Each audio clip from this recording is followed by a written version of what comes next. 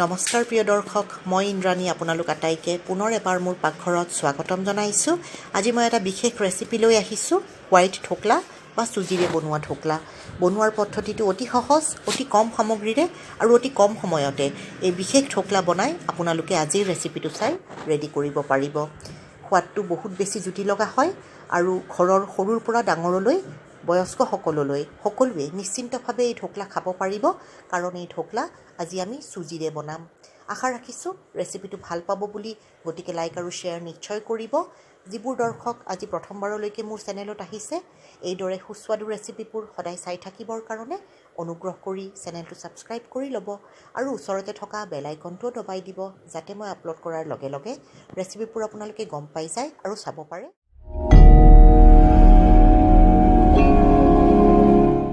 চুজিৰ ঢোকলা বনাবৰ কাৰণে ডাঙৰ বাতিৰে এবাতি চুজি লৈছোঁ। চুজিটো মিহি কোৱালিটিৰ ল'ব। মিহি চুজিটোৱে ঢোকলাৰ সোৱাদটো বেছি বঢ়ায়।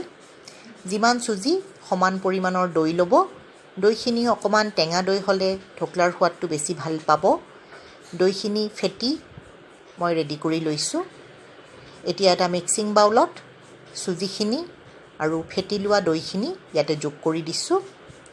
লগতে দুটা কেঁচা জলকীয়া আৰু 1 ইঞ্চিমানৰ আদা এডোখৰ বটি পেলাই ইয়াতে যোগ কৰি দিছোঁ। ভালদৰে মিলাই দিম। এইটো এটা ইডলিৰ বেটাৰৰ দৰে আপোনালোকে বেটাৰ বনাব লাগিব। খুব ভালদৰে মিলাব লাগিব। এইটো যিমান ভালদৰে মিলাব, ঢোকলা খাই সিমানেই বেছি টেষ্টি পাব।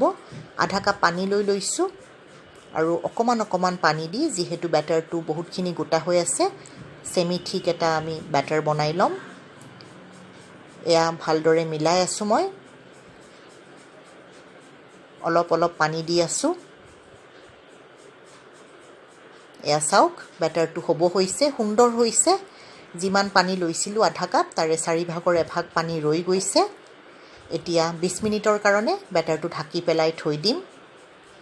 এটা ডাঙৰ চচপেন আৰু এয়া বাচন থোৱা ষ্টেণ্ডডাল লৈ লৈছোঁ। ইয়াতে আমি ষ্টিম কৰিম ঢোকলা। পানী দি দিছোঁ। পানীয়ে যাতে এয়া বাচন থোৱা ষ্টেণ্ডডালৰ ওপৰলৈ নাহে, সেইটো লক্ষ্য ৰাখি গেছত বহাই দিলোঁ। যিটো বাচনত ঢোকলা বনাম, ৰিফাইণ্ড অইল চাৰিওপিনে ভালদৰে লগাই ল'ব লাগিব এইদৰে। এতিয়া 20 মিনিট পিছত এয়া বেটাৰটো ছেট হৈছে। এবাৰ ভালদৰে মিলাই দিম। সৰু চামুচেৰে এচামুচ চেনি, সোৱাদমতে নিমখ দিব। ভালদৰে মিলাই দিম। চেনিখিনি পমি যোৱালৈকে ভালদৰে মিলাই আছোঁ। এতিয়া এয়া মই ইনো লৈছোঁ। 5 গ্ৰামৰ সৰু পেকেট যে পায় ইনৰ, সেই ইনৰ পেকেটটো লৈ লৈছোঁ আৰু অকণমান পানী দি ইনোখিনিও ইয়াৰ লগত ভালদৰে মিক্স কৰি দিম। ইনো যোগ কৰাৰ পিছত বহুত সময় মিক্স কৰি থাকিব নালাগে। জাষ্ট 15-20 ছেকেণ্ড ভালদৰে মিক্স কৰিলে হৈ যাব। আৰু এয়া মিশ্ৰণটো ঢোকলা বনোৱা পাত্ৰটোত মই ঢালি দিলোঁ। ইনো দিয়াৰ পিছত মিশ্ৰণটো বেছি সময় থ'ব নোৱাৰিব, লগালগ বনাব লাগিব। এইদৰে থেকেৰিয়াই সমান কৰি ল'লোঁ। পানীখিনি উতলি আছে। ইয়াতে সাৱধানে ঢোকলা বনোৱা পাত্ৰটো ইয়াতে বহাই দিম। ঢাকন বন্ধ কৰি ওজন থকা বাচন এটা ইয়াৰে ওপৰত দি দিম, যাতে ভাপখিনি ওলাই আহিব নোৱাৰে। আৰু এয়া আধা ঘণ্টা মই ষ্টিম কৰি ল'লোঁ। ঢোকলা বৰ বঢ়িয়া হৈছে।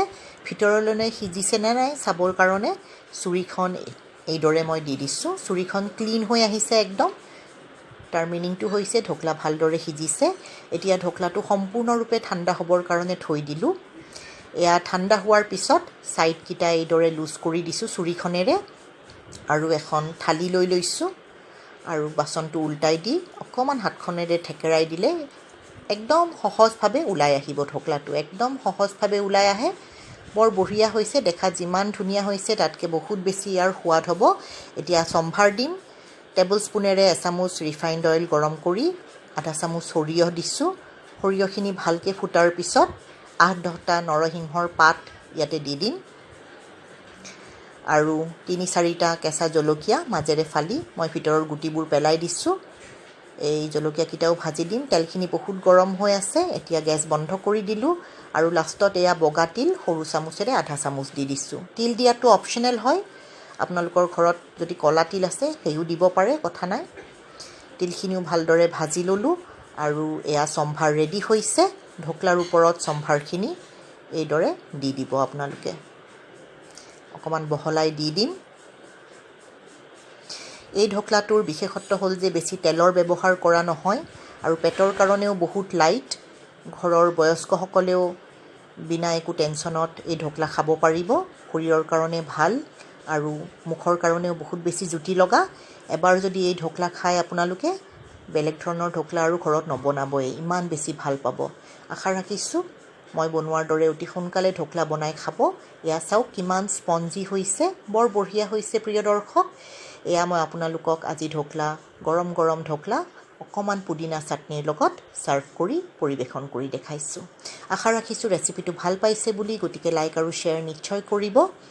প্ৰিয় দৰ্শক, আজি সময় উলিয়াই আপোনালোকে মোৰ এই ৰেচিপিটো চালে বহুত বহুত ধন্যবাদ। পুনৰ লগ পাম অতি সোনকালে আৰু এটা নতুন সুস্বাদু ৰেচিপিৰ সৈতে। ধন্যবাদ।